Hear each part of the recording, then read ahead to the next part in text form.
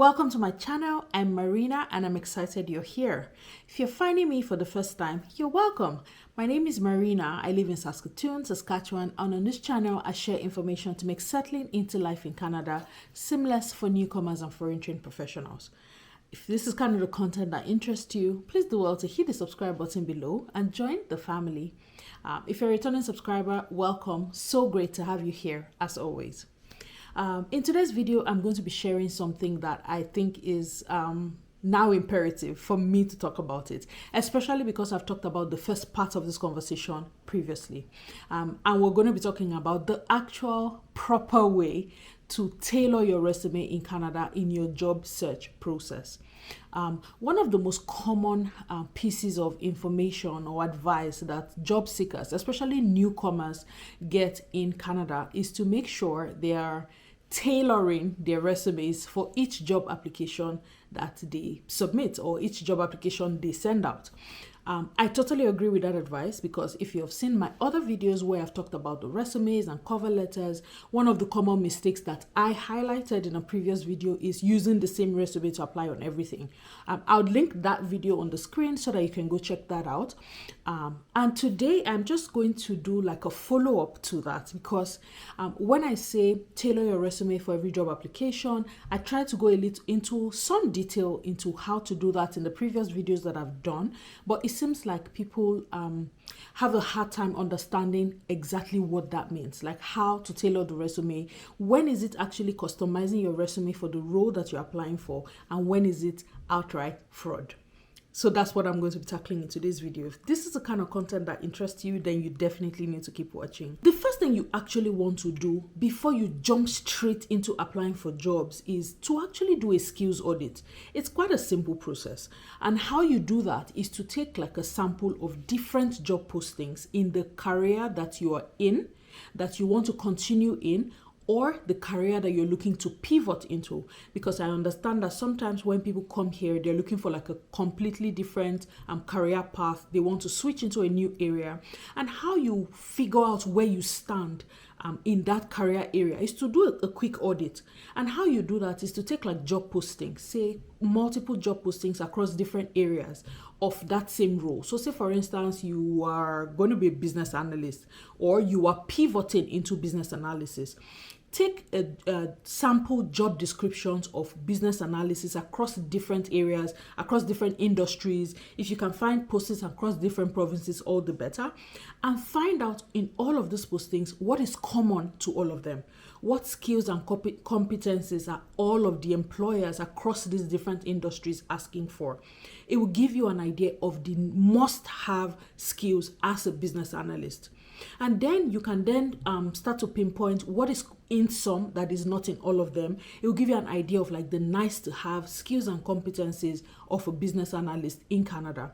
That way you put the must haves, you put the nice to haves, and you put your actual skills and competencies to see how you compete. If you find out that you meet majority of the skills and the competencies that the employers are asking for, then you're good to continue to start to apply for those positions. If you find out that you don't meet a lot of the skills and the competencies that the employers are asking for, especially if it's a career switch for you, like a career pivot, it would then give you an understanding of the kind of training to take. It will give you an idea of the kind of training that you should take, what kind of certifications you should take, so that you can plug the gaps that you have identified in your skills audit. So unless you have an idea of where you already stand in the career that you're choosing to continue in or the career that you want to pivot into, you are pretty much going to be applying for jobs almost blindly, right? So that's what I would advise first. If you have never had an opportunity to do that skills audit, that's where you want to start from. So let's now say you have done the skills audit, you meet majority of the skills and the competencies the employer is asking for, or maybe it's not even a career pivot for you, so it's competencies and skills that you're already familiar with, that you have built years of experience in. How then do you present yourself to this employer in Canada? If you're in a profession where it tends to be different across jurisdictions, that's another layer of attention that you want to pay. What is different in the province you live in the location that you're in? How is that career represented. What do you need to know, or what do you need to do so that you are in line with how that career or how that profession is governed or is administered in the province that you're in? For instance, you're a human resources professional, you have many years of experience, you come to Canada, and then you want to practice as a human resources generalist, for instance, or a human resources advisor. One of the most important things that you want to pay attention to is, what is the labor law that governs the province that you're in? If you're going to be working as a human resources advisor in an industry where there are unions, which means there will be collective bargaining agreements that provides guidelines to how your work is done. What is your understanding of the Employment Services Act and all of those things that govern that jurisdiction? So that's another layer of attention you want to be paying. The reason why I'm pointing all of these things out, to provide this background and to provide this context, is to let you know that depending on the profession that you're in, there are some things that you need to do. There are some things you need to figure out first. And it will even give you a pointer to the kind of jobs that you should be applying for. If you have all of these things in place, the actual job applications, as tedious as it might be, it will not be the toughest part for you to do. I find that this background or this context or this pre-work that people need to do is oftentimes missing, and because of that is why you have to spend so much time trying to tailor a resume to the point where it is almost like borderline fraud, where you have to be doing applications and you find that you have to lie a lot on applications. If you do not do this pre-work, you will have a hard time doing the actual applications itself. So let's now come to the actual applications. How much of tailoring is too much? When is it tailoring and when is it fraud? First of all, can we just establish that there's only one part of your resume that you should be tweaking slightly depending on the kind of roles that you're applying for, and that is the work experience portion. I do not expect that your education is changing as you tailor the resumes, especially if you're doing a career pivot. I do not expect that you have one version of your resume where you have a Bachelor of Science in something, and in another resume you have a Bachelor of Arts in something else. I do not expect that is happening. If it is, there's a bigger conversation we need to have so that you can explain to us what's happening, why you have a different degree in every resume. So I'm going to focus on the work experience portion for the purpose of this conversation. The first thing that you do not want to do in the name of tailoring your resume is to copy and paste job description verbatim. I did not know that this was a thing. I did not think that a professional would actually take a job posting and copy it as the work that they have done word for word, like verbatim. I found out recently while having a conversation with a couple of other HR professionals, some of them recruiters, and people were sharing some of the things that they had seen, and this came up to say people are actually copying the job posting and describing that as their job description. For some other people, you are copying exact role titles. If the job says customer experience specialist, you put it that is what your previous role title was. Some of these role titles are curated for the organizations. Some organizations take extra time to give nicer names to some of their roles, just so that it's a little more customized and it's a little more reflective of who they are as a people. Some of these role titles do not exist outside of some of these organizations. So when you copy that to your resume and say that's what your last 10 years of experience has been, knowing that this is not a name that is common everywhere else, it's already a red flag, because you're already giving the person the impression that you're not honest, like you're lying about something.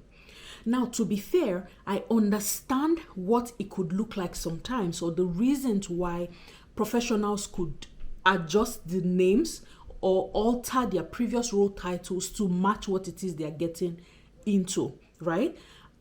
Let's use human resources for instance. Human resources is not a profession that has some of the titles that HR professionals have. Some of the titles that some HR professionals have are not titles that are the same globally, right?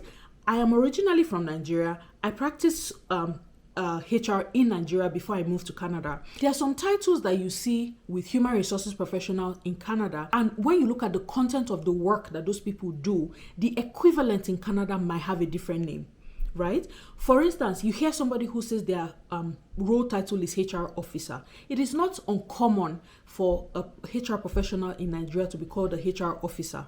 But in Canada, when you put the content of the work that they're doing side by side, a HR officer in Nigeria can be the equivalent of a HR specialist here. It can be the equivalent of a HR advisor, right? If that is the case, then I understand adjusting your role title so that it is relevant to the market that you're applying for that role in. Within that context, I understand changing your previous role titles so that it is at par, it is the equivalent of what is relevant in the market that you're getting into. If that is not the case for you, you do not absolutely now have to change all your role titles to be the exact role title that you're trying to apply for. It just looks a bit dishonest. If you are, for instance, like a HR generalist from, again, I'll use Nigeria because that's where I'm from, right? Hopefully people are able to find the equivalent, or you're able to relate it to the culture or the background you are from. If I were a HR generalist in Nigeria, a HR advisor, it is not unusual that we do everything. That's how we were trained. A HR generalist in Nigeria will cover several different HR functions, from recruitment to compensation to training to performance management, all of those things. So when you come here and you're trying to figure out where you want to align yourself in the different HR functions, say for instance, you now decide you don't want to be a generalist anymore, you want to be a recruiter. I see it being relevant for you to call out the recruitment skills and competencies that you built while you were a generalist. In that context, if you called yourself a recruitment analyst in a previous position, you would technically not be lying, because those are skills and competencies you have. Even though you did it on a general basis, it is experience that you can defend. I heard a recruiter call this fair cheating, and I can understand, while it was not the exact role title you had in the past, it is role title that is relevant to the work that you were doing. So in that context, I understand how your role title can change to match what you are applying for. But not in a case where you have experience, like say supply chain, for instance, and you decide, I don't want to do supply chain anymore. I want to pivot into human resources. So I want to pivot into another operations role. And then you change all your previous title to human resources because you're trying to pivot into human resources. That's no longer calling out skills and competencies you have. That is borderline misrepresentation. You can keep the previous role titles you had and then use the cover letter to explain your career pivot and call out the transferable skills that you have, as against just tailoring the resume, copy the exact title, all of your previous titles becomes that same title, the job description, the job posting becomes the exact work that you did in the previous role. Like, no, that's not tailoring. That's basically you just copying and pasting. And as a recruiter, when I see that, I am marking it as a red flag, because it is not only lazy, but it is misrepresentative of who you are as a professional. And just in case you have not noticed, integrity is a big deal with a lot of Canadian employers. As soon as they flag that and say there's a reason, have reason to believe that there's something dishonest going on, that's the end of the road for you. Nobody has the time to call you to say, oh, explain, what did you really mean here? You have such a short time to make an impression, and you want to make sure the impression you're passing is the right impression. So if you're going to change your previous role titles, you only want to do that if it's within the same career field and you are just calling attention to a particular specialty that you're looking to focus on. I've used human resources as the example in this case. If that's not the case for you, then make sure that you're doing it in the way that it makes sense in the profession that you are in. You cannot have one version of your resume that describes your role as a HR analyst within a certain organization within specific timelines, and in another version of your resume, that same timeline, you have your role title as supply chain coordinator. Those are completely different, conflicting career paths, and unfortunately we are beginning to see more of this happen because people are getting desperate. They are not getting the opportunities in the career field that they want, so right now they're applying for any and everything, so they're customizing resumes that now even clash. And you know the funny part, some of these applications, you are sending these two versions of your resumes to the same employer. Do you really think that all those applications that you send to all these many different employers, or you apply for 3 different roles within the same organization, do you think those applications do not meet? They do. Do you know how it looks when you have the same person applying for 2 different positions within the same organization and you submit resumes that are like night and day, those profiles are meeting. There's a meeting point for them. So you really just want to tone it down and be careful what you're putting out there as a representation of yourself as a professional, because it doesn't look good. When I have this conversation with my friends who are fellow recruiters and they share their experiences, I find it really mind-boggling. Like, it just doesn't seem like any thought has gone into what you're trying to do. If you say you're doing it because you're desperate and there are no jobs, the method that you have chosen to do it is a bit counterproductive. One way to think about this is assume the role of the recruiter. If you were the one who received this application, does it make sense to you? Are you passing across the impression you want that person to have of you? If the answer is no, then you need to step back and do that again. Another common mistake that I see people make when it comes to tailoring resume is very heavy dependence on AI, artificial intelligence. Now, AI is a fantastic tool to help you clean up your thoughts. It's a fantastic tool to help you represent some things that, okay, maybe you don't have the right words to say, and then you get this extra help. There's very heavy dependence on AI such that people are just copying job descriptions and copying it into ChatGPT and other artificial intelligence tools to say, generate a resume for me, and you're just submitting the resumes like that without necessarily giving it a human touch. At the end of the day, AI is garbage in, garbage out. At the end of the day, AI will give you back what you feed into it, right? Some of you are depending so much on AI that your resume sounds like the resume of a robot, not an actual human being.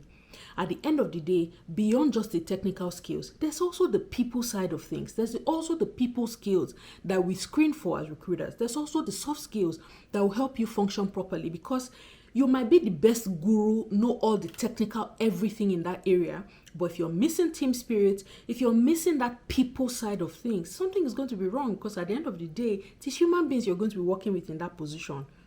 It is human stakeholders that you're dealing with, not robots, not just systems, right? Even if you were a systems person and all you did was face the computer, you would have stakeholders that transcend just systems.